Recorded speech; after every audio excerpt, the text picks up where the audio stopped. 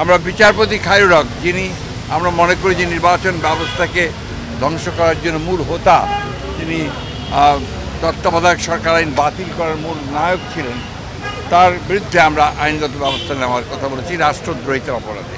অন্তর্বর্তী সরকারের মধ্যেও দুই একজন আছেন যারা অন্তর্বর্তী সরকার এবং আপনার যে গণঅভ্যুত্থানের বিপ্লবের যে মূল স্পিরিট সেটাকে ব্যাহত করছে, তাদেরকে স্মরণের কথা বলে শেখ হাসিনা ভারতে আছে।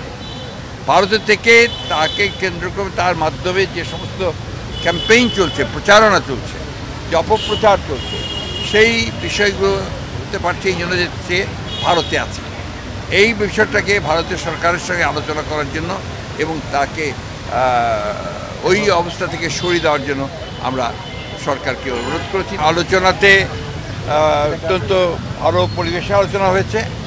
এই আলোচনাতে প্রধান যে বিষয়গুলো আমরা আলোচনা করেছি সেই মধ্যে প্রধান হচ্ছে আমরা নির্বাচন সম্পর্কিত বিষয় আলোচনা করেছি এবং নির্বাচনের সংস্কার বিভাগ, আপনার কমিশন এবং আপনার নির্বাচন ব্যবস্থার সংস্কার সব কিছুগুলোই আমরা আপনার তুলে ধরেছি এবং আমাদের যে মতামত সেটা আমরা দিয়ে এসেছি। আমরা বলেছি যে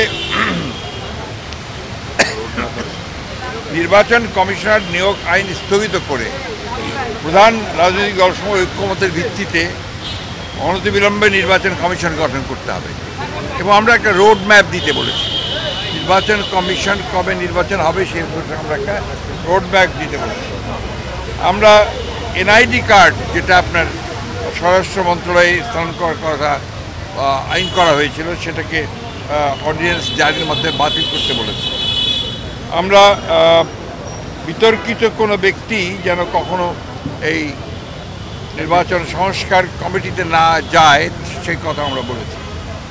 আমরা বলেছি যে ফ্যাসিস্ট সরকারের সময় প্রতারণার সাজানো ভুয়া ভোটের মাধ্যমে গঠিত সকল ইউনিয়ন পরিষদকে বাতিল করতে বলেছি এবং 14, 18, 24 সালে যে সকল নির্বাচন কমিশন ছিল তার প্রধান নির্বাচন কমিশনার এবং কমিশনার সহ তাদেরকে ভুয়া নির্বাচন, ব্যর্থ নির্বাচন, আপনার একটা পক্ষপাতদুষ্ট নির্বাচন করার অভিযোগে তাদেরকে আইনের আওতায় আনার কথা বলেছি। আমরা বিচারপতি খায়রুল হক, যিনি আমরা মনে করি যে নির্বাচন ব্যবস্থাকে ধ্বংস করার জন্য মূল হোতা, তিনি তত্ত্বাবধায়ক সরকার আইন বাতিল করার মূল নায়ক ছিলেন, তার বিরুদ্ধে আমরা আইনগত ব্যবস্থা নেওয়ার কথা বলেছি রাষ্ট্রদ্রোহিতার অপরাধে। আমরা লক্ষ্য করেছি যে প্রশাসন থেকে অত্যন্ত দুর্ভাগ্যজনকভাবে এই প্রায় 2 মাস হতে চলেছে, আগামী 8 তারিখে 2 মাস হবে, এখন পর্যন্ত গত সরকারের আমলে অর্থাৎ ফ্যাসিস্ট সরকারের আমলে যারা তাদের দোসর হয়ে কাজ করেছে, তাদেরকে সহায়তা করেছে এই লুটপাট, অনাচার, অত্যাচার, মানুষের উপরে নির্যাতন, গুম খুনের ব্যাপারে, গণহত্যার ব্যাপারে, তাদের অনেকেই, বেশিরভাগই এখনও পর্যন্ত বহাল তবিয়তে তার স্ব জায়গায় বহাল আছে। এদেরকে অবিলম্বে তাদেরকে সরিয়ে নিরপেক্ষ ব্যক্তিদেরকে এখানে আনার কথা আমরা বলেছি। আমরা বলেছি যে আপনার জেলা প্রশাসকের ব্যাপারে আপনারা লিখেছেন, পত্রপত্রিকাগুলিতে লেখালেখি হয়েছে, সেই 59 জন জেলা প্রশাসকের মধ্যে কী করে সেটা নিয়োগ করা হলো সেটা সম্পর্কে আমরা জানতে চেয়েছি। একই সঙ্গে যাদের বিরুদ্ধে অভিযোগ উঠেছে তাদেরকে নিয়োগ বাতিল করে দেওয়ার জন্য আমরা বলেছি। আমরা নতুন ফিট লিস্ট করার কথা বলেছি যোগ্য ব্যক্তিদের দিয়ে। আমরা চুক্তিভিত্তিক কত কিছু নিয়োগ বাতিল করার জন্য আমরা প্রস্তাব দিয়েছি। আমরা বিশেষ করে এই অন্তর্বর্তী সরকারের মধ্যেও দুই একজন আছেন যারা অন্তর্বর্তী সরকার এবং আপনার যে গণঅভ্যুত্থানের বিপ্লবের যে মূল স্পিরিট সেটাকে ব্যাহত করছে, তাদেরকে স্মরণের কথা বলে এসেছি। আর আমরা যারা পদোন্নতি বঞ্চিত হয়েছে সরকারি কর্মকর্তা 15 বছর ধরে, তাদেরকে ভূতাপেক্ষ পদোন্নতি নিশ্চিত করার কথা আমরা বলে এসেছি। এই ছিল আমাদের আপনার মোটামুটি আপনার বক্তব্য, পয়েন্ট ভিত্তিক, হ্যাঁ।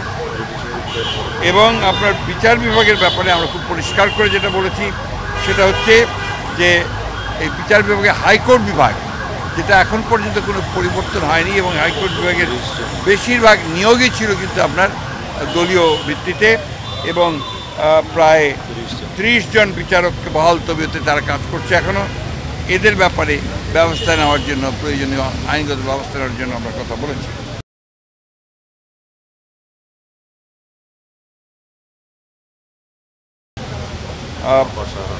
এই কিছু দলকানা বিচারক যারা আছেন তাদেরকে অপসারণ করার কথা বলেছি, আর অতি দ্রুত আমরা পিপিজিপি নতুন নিয়োগ করার কথা বলেছি। আরেকটা আমরা লক্ষ্য করেছি যে যাদেরকে অভিযোগে গ্রেপ্তার করা হচ্ছে সুনির্দিষ্ট অভিযোগের ভিত্তিতে, হয়তোবা আপনার দুর্নীতি অথবা হত্যা, এইসব সুনির্দিষ্ট মামলায় যাদেরকে গ্রেপ্তার করা হচ্ছে তাদেরকে আমরা দেখতে পাচ্ছি যে আপনার জামিন দেওয়া হচ্ছে। এটা অত্যন্ত উদ্বেগজনক বিষয়টা আমরা দেখার জন্য বলেছি। আমরা 2007 সাল থেকে 24 সাল পর্যন্ত 5ই আগস্ট পর্যন্ত আওয়ামী লীগের আমলে দায়েরকৃত সকল মিথ্যা মামলা, গায়েবী, ভুয়া, সাজানো, রাজনৈতিক উদ্দেশ্যে প্রণোদিত মামলাগুলোকে প্রত্যাহারের জন্য আমরা নীতিগত সিদ্ধান্ত ঘোষণা ও প্রত্যাহারের প্রয়োজনীয় ব্যবস্থা গ্রহণ করার কথা।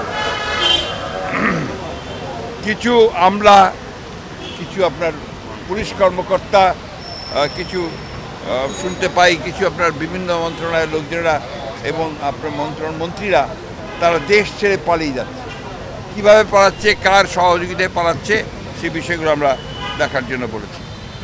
আর একটা বিষয় আমরা জোর দিয়ে বলেছি যে আজকে পতিত ফ্যাসিবাদী প্রধান শেখ হাসিনা ভারতে আছে। ভারতে থেকে তাকে কেন্দ্র করে তার মাধ্যমে যে সমস্ত ক্যাম্পেইন চলছে, প্রচারণা চলছে, যে অপপ্রচার চলছে, সেই বিষয়গুলো হতে পারছে এই জন্য যে সে ভারতে আছে। এই বিষয়টাকে ভারতের সরকারের সঙ্গে আলোচনা করার জন্য এবং তাকে ওই অবস্থা থেকে সরিয়ে দেওয়ার জন্য আমরা সরকারকে অনুরোধ করেছি। তারা ভারত সরকারের সঙ্গে এটা নিয়ে কথা বলবে। সেই সঙ্গে পার্বত্য চট্টগ্রামে যে ধরনের অস্থিরতা সৃষ্টি করার চেষ্টা করা হচ্ছে সেটাও আমরা কিন্তু আপনার বলেছি যে পার্বত্য চট্টগ্রামের ব্যাপারটাকে আরও গভীরভাবে দেখে সেখানে কারা এই ঘটনাগুলোর সঙ্গে জড়িত তাদের বিরুদ্ধে ব্যবস্থা নেওয়ার জন্য আমরা কথা বলেছি। কোনটা বাড়তেছে? আরেকটি কথা আমি বলি যে আপনার গুম খুনের সঙ্গে যারা জড়িত তারা এখনও ধরাছোঁয়ার বাইরে। তাদেরকে খুব কম, একমাত্র জিয়াউল হাসান ছাড়া আর কাউকেই ধরা হয়নি।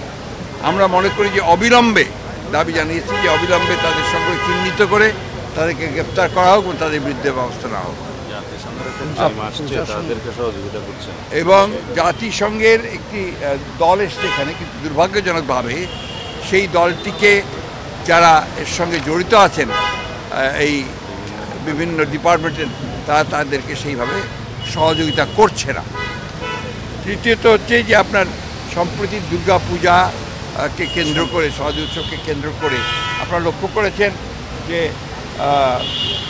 সনাতনের কিছু মানুষ, সবাই না, কিছু মানুষ তারা কিন্তু অত্যন্ত পরিকল্পিতভাবে জনগণেরকে উস্কে দিচ্ছে বাংলাদেশের বিরুদ্ধে এবং তারা অপপ্রচার চালাচ্ছে।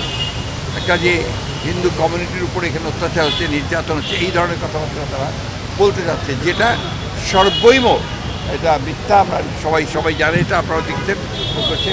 এটা হচ্ছে একটা সুদূর পরিকল্পনা তাদের, যে বাংলাদেশে আপনার মাইনরিটিকে নির্যাতন করা হচ্ছে, বাংলাদেশের বিরুদ্ধে এটা একটা ষড়যন্ত্র বলে আমরা মনে করি।